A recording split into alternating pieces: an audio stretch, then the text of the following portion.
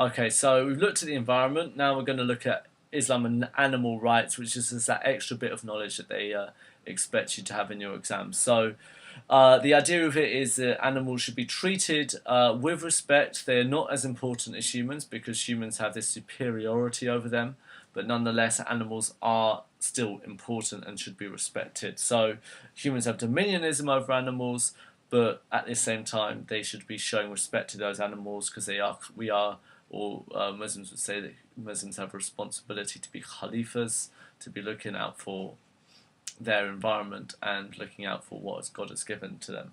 So things like blood sports aren't really allowed, and you need to have a good reason to kill the animal, for example, for food.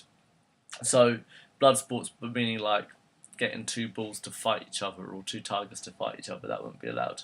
Obviously, this is also there's a quote within the Quran where the sparrow says, "Why did you kill me for no good reason on the day of judgment?" So this little sparrow comes along and you're like, "Oh, I'm coming back from the dead," and the sparrow says, "Hey, you killed me for no good reason," and the person's like, oh my gosh, I can't believe I did that. That's so stupid.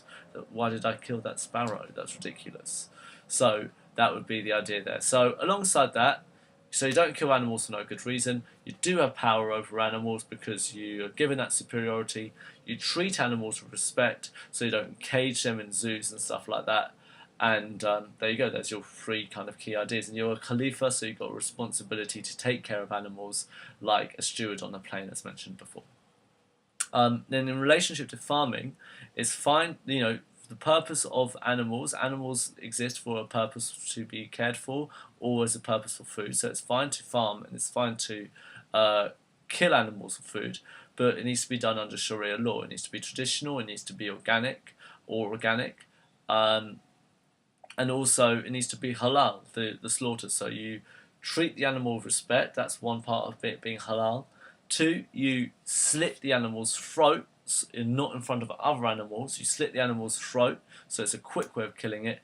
And you say the shahada. You say Ashadu an Allah illallah wa Ashadu anna Muhammad Rasulullah Allah, which is there's no other God and Muhammad is his messenger. So that's what a Muslim would say before they, as respect to the animal, they are, in some regards, blessing it in the name of God. Modern intensive farming isn't really allowed because that is damaging to the animal and it's not respectful to the animal.